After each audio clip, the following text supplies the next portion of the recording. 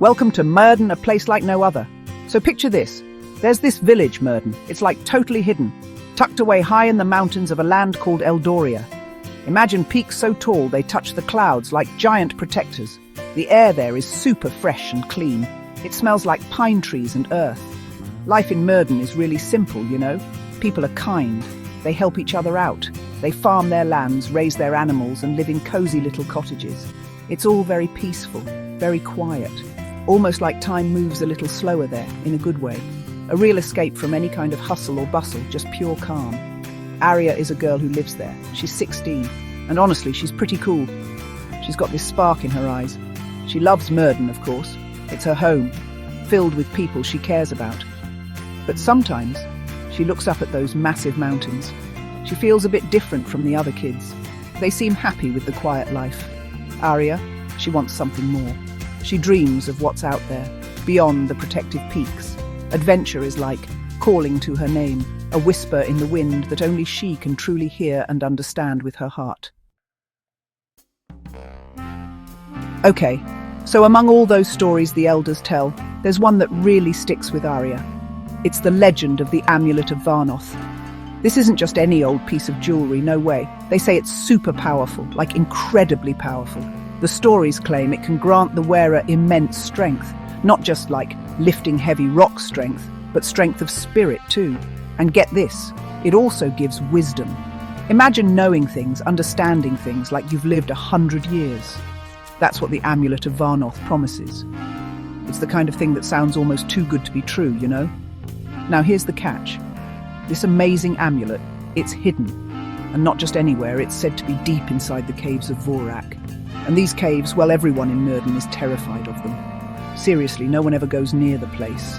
They say it's dark, dangerous, and full of unknown horrors. The elders whisper that strange sounds come from the caves on stormy nights. Maybe it's monsters. Maybe it's something else. Whatever it is, the Caves of Vorak have this super bad reputation. It's like the ultimate no-go zone for the villagers, a place of fear. For most people in Murden, the Amulet of Varnoth is just a scary story, something to tell kids to make them behave. But for Aria, it's different. That legend, it's like a song she can't get out of her head. It feels real to her. The idea of finding it, of holding that power and wisdom in her hands, it's so exciting. Her desire for adventure, which was already there, just grows bigger and bigger every time she thinks about it. It's not about greed or anything. It's about proving something to herself, about seeing if she's brave enough. So Aria makes a decision, a huge one. She decides she's going to be the one. She will go to the Caves of Vorak, she will face whatever dangers are there, and she will find the Amulet of Varnoth. This becomes her big secret, her most important plan. She doesn't tell anyone, not even her closest friends, because she knows they'd try to stop her. They'd say it's too dangerous, that she's crazy. But Aria's mind is made up. This is her quest, her chance to be more than just a girl from a quiet village. Getting ready for something like this is like intense. Aria doesn't have much, but she gathers what she can. Some dried food, a water skin, a warm cloak, because those mountains can get freezing. She also takes a small, sharp knife her father gave her for protection, though she hopes she won't need to use it for anything too scary. Her heart is doing this crazy drum solo in her chest. It's a mix of pure excitement and, let's be real, a whole lot of fear. But she pushes the fear down. This is it. There's no turning back now, she tells herself. Leaving Murden is tough. She wakes up super early, before the sun even thinks about rising. The village is asleep, peaceful. She takes one last look at her home, at the familiar houses and paths. It's a silent goodbye. Then she turns and walks towards the edge of the village, towards the path that leads into the wild. Stepping out of Murden feels like stepping into a whole new world. The air changes, the sounds change, everything feels bigger, more unknown. She's officially on her own, heading towards her big adventure. The journey itself is pretty wild. She walks through dense forests where the trees are so tall they block out the sun. Sunlight struggles to pierce the thick canopy, creating an eerie, dim atmosphere. She climbs over rocky hills that test her strength and endurance. The world feels incredibly huge, and she feels so small in comparison. There are moments of real danger, or at least they feel like it. Strange sounds in the bushes make her jump. Dark shadows play tricks on her eyes, making her think something is following her. It's a constant test of her nerves. But Aria, she's got this amazing determination. Whenever fear tries to creep in and take over, she thinks about the amulet. She imagines holding it, feeling its power. She thinks about what it would mean to return to Myrden, not as the girl who just dreams, but as the girl who did something amazing. This thought keeps her going. She puts one foot in front of the other, even when she's tired, even when she's scared. She's slowly, bit by bit, conquering her fears, proving to herself that she can do this. After days of walking, of pushing herself harder than ever before, Aria finally sees it. The entrance to the Caves of Vorak. And wow, it's exactly as spooky as the stories said. It's like a giant dark mouth carved into the side of the mountain. The rocks around it are jagged and black. A cold wind blows out from the entrance, carrying a damp, earthy smell. It's the kind of place that just screams danger. Turn back now. Even from a distance, she can feel a bad vibe, a sense of ancient, sleeping dread. Her heart does a little flip-flop of genuine fear. Taking a deep breath, Aria steps inside. It's like instantly the world changes. The sunlight disappears. It's dark. So dark. The only light comes from the torch she quickly lights, its flame casting flickering, dancing shadows on the walls. The air is heavy and cold, and the silence is almost deafening, broken only by the drip, drip, drip of water somewhere in the darkness. The caves are a total maze of tunnels, twisting and turning in every direction. It would be so easy to get lost. She feels so small, so vulnerable in this huge, dark place. She chooses a tunnel that seems to go deeper into the mountain. Her footsteps echo strangely, making it sound like someone is walking with her. It's super creepy. She has to be careful where she steps. The ground is uneven and slippery. She holds her torch high, trying to see what's ahead. Every shadow looks like a monster. Every sound makes her jump. This is way scarier than just hearing stories about it around a warm fire. This is real. The fear is real. But so is her resolve. She came too far to turn back from this. Deeper and deeper she goes into the heart of the caves. The tunnels get narrower in some places, then open up into big, echoing chambers. She's been walking for what feels like hours, her torchlight the only friendly thing in this oppressive darkness. Then, she hears it, a sound that is definitely not dripping water. It's a low growl, a deep, rumbling sound that seems to vibrate through the rock itself. Her heart practically stops. Her breath catches in her throat. This has to be it, the guardian of the amulet. She knows with a chilling certainty that the real test is about to begin. Section 5. Guardian of the Gloom. The beast awakens. The growl comes again, louder this time, echoing through the chamber she just entered. Aria freezes, her eyes wide, trying to pierce the oppressive darkness beyond her torchlight. And then, from the shadows, it appears. It's huge, way bigger than any animal she's ever seen or even imagined from the scariest tales. Its eyes glow with a menacing, eerie red light, like hot coals in the dark. It has thick, matted fur, and its claws are like long, sharp daggers glinting in the torchlight. A wave of pure terror washes over Aria, making her legs feel like jelly. This is the guardian beast of Vorak. The beast lets out a deafening roar, a sound full of rage and warning. It takes a step forward, its massive paws thudding on the cave floor. For a second, Aria just wants to scream and run. Every instinct is telling her to get out of there as fast as she can. But then, she remembers why she's here. She thinks of the amulet, of Myrden, of the courage she's trying to find within herself. She grips her small knife tighter, even though it looks like a toothpick against a creature this size. She stands her ground, her heart pounding like a war drum, but her eyes fixed on the beast. The battle begins in a flash. The beast lunges, surprisingly fast for its size. Aria yelps and jumps to the side, pure instinct saving her. The beast's claws slash through the air where she was just standing. She can feel the wind from its movement. Okay, fighting this thing head-on? Not a good plan. It's too strong, too big. She has to be smart.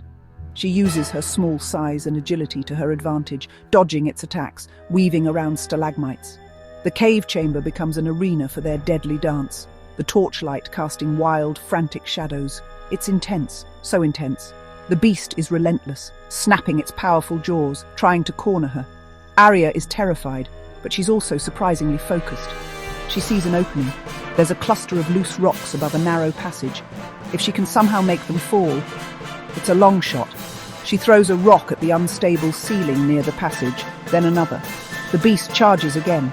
Just as it's about to reach her, she ducks into the narrow passage. With a loud crack, the rocks from above tumble down, blocking the main path behind her and, with luck, temporarily trapping the beast, or at least slowing it down considerably. She doesn't wait to see. She scrambles further into the passage. Panting, her body aching, Aria stumbles out of the narrow passage and into another, smaller chamber. She can hear the beast roaring furiously behind the rockfall, but it sounds like it can't get through. She's safe for now. She leans against the cold cave wall, trying to catch her breath. That was way too close. She's exhausted, covered in dust, and her hands are shaking. But a small smile touches her lips. She faced the beast, and she survived. She actually did it. That feeling, it's almost as good as finding what she came for. Now the amulet. Where is it? This chamber feels different from the others. It's quieter, and there's a faint, soft glow coming from the far end. Aria pushes herself off the wall and walks towards it, her torch held high. There, on a natural stone pedestal, as if it's been waiting just for her, is the Amulet of Varnoth. It's even more beautiful than the legends described. It's made of some kind of dark, polished metal, with a glowing gem in the center that pulses with a gentle, warm light. Intricate carvings cover its surface, symbols she doesn't understand but feel ancient and powerful. With a trembling hand, Aria reaches out and picks up the amulet. The moment her fingers touch it, whoa! It's like a jolt of energy, but a good kind. A warm feeling spreads through her entire body, from her fingertips to her toes. It's not scary, like the beast. It's comforting, empowering. She feels different, stronger somehow, not just physically, but like her mind is clearer, sharper. The fear and exhaustion she felt moments ago seem to fade away, replaced by a new sense of vitality and understanding. This is the strength and wisdom the legends promised. She fastens the amulet around her neck. It feels surprisingly light, yet settles with a comforting weight against her skin. It feels right, like it belongs there, like it was meant for her all along. She takes a deep breath and looks around the chamber. The soft glow from the amulet illuminates her face, reflecting in her determined eyes. She can feel its power, a steady hum of energy within her. This is it. She found the Amulet of Varnoth, and she can already tell that this is going to change everything for her. She is no longer just Aria from Myrden. Aria begins her journey back to Myrden. It's amazing how different everything feels with the amulet around her neck. The path that seemed so scary and dangerous on the way to the caves now feels manageable. She feels more confident, more aware of her surroundings. The amulet gives off a gentle warmth, a constant reminder of the power she now holds. The world outside the cave seems brighter, the colours more vivid. She even finds herself appreciating the beauty of the wild landscape in a way she couldn't before, her senses heightened, her spirit lifted. She's walking through a dense part of the forest, not too far from Myrden now, when suddenly she senses trouble. It's like a sixth sense, a prickling on her skin. Before she can even react, figures step out from behind the trees. They're cloaked, their faces hidden in shadows, and there are like 4 of them. They move silently, surrounding her. They don't look friendly at all. One of them, who seems to be the leader, points a gloved finger at the amulet glowing softly on her chest. The amulet. "Give it to us, girl," he rasps, his voice cold and menacing. Aria's heart sinks. An ambush. She just faced a terrifying beast, and now this. These figures radiate danger. They clearly know about the amulet and they want it. She's outnumbered. Fear, cold and sharp, tries to grip her again. For a moment she thinks about just handing it over. It's just an object, right?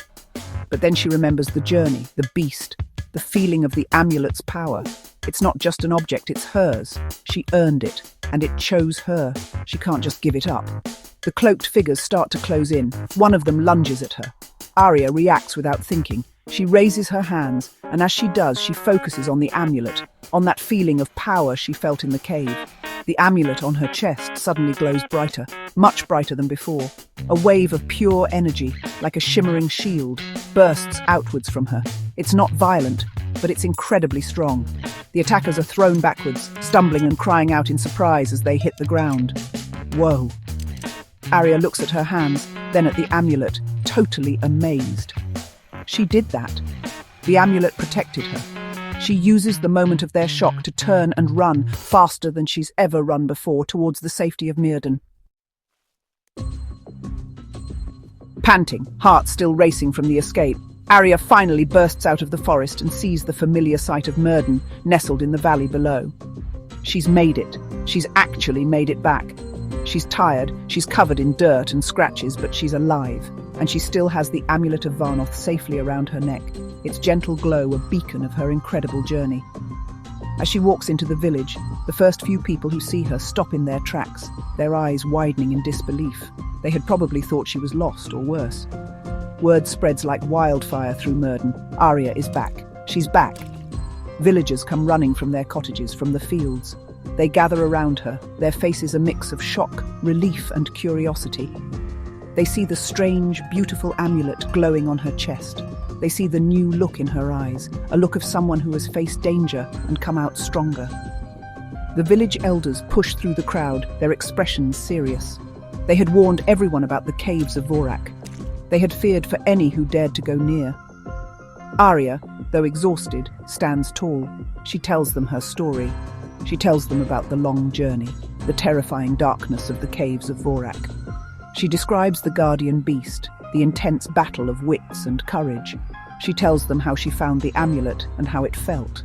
Then she tells them about the ambush by the cloaked figures and how the amulet's power flared to protect her, allowing her to escape. As they listen, the villagers are completely silent, captivated.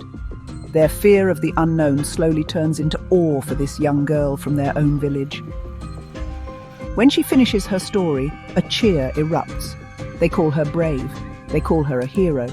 They look at her with new respect. Aria, who always felt a little different, now sees that her difference is her strength. She brought back a legendary treasure, something no one else had dared to seek for generations. She faced their deepest fears and returned victorious. The elders nod slowly, a new understanding in their eyes. Myrddin is no longer just a quiet, hidden village. It's the home of Aria, the brave adventurer, the one who wears the Amulet of Varnoth. In the days that follow her return, Aria feels a profound change within herself and in how others see her. The Amulet of Varnoth is more than just a pretty necklace. It's a constant source of quiet strength and an almost startling clarity of thought. She finds herself understanding things more deeply, seeing solutions to problems that once seemed complicated. The villagers come to her, not just with curiosity, but sometimes with questions, seeking her insight. She's still Aria, their Aria, but she's also something more now. She carries herself with a new confidence, a quiet purpose that wasn't there before her epic quest. The fear that once surrounded the legend of the amulet and the Caves of Vorak begins to fade in Myrddin. It's replaced by a sense of pride and wonder. Aria's story becomes a new legend, one of courage, not just of fear. The children of the village look up to her with wide, admiring eyes, dreaming of their own adventures. She showed them that the unknown doesn't always have to be scary. Sometimes it holds incredible discoveries and opportunities for growth. She has, in a way, opened up their world a little, just by being brave enough to explore hers. Aria often finds herself looking out at the vast mountains of Eldoria, the amulet warm against her skin. She knows her journey to the Caves of Vorak was just the beginning. The cloaked figures who ambushed her are still out there. Who were they? Why did they want the amulet so badly? These questions linger in her mind, hints of future dangers and mysteries yet to be unraveled. The world feels bigger now, full of both threats and exciting possibilities. She feels a responsibility, a pull towards something greater than herself. This is her new destiny. She is no longer just a girl from a hidden village with a yearning for something more. She is Aria, the wielder of the Amulet of Varnoth, a hero to her people. And she is ready for whatever comes next. The adventure has truly begun, and she can't wait to see where the path leads her. The strength and wisdom of the amulet are her companions, and courage is her guide. Her story is just starting to unfold, chapter by exciting chapter, and she faces it with an open heart and a brave spirit.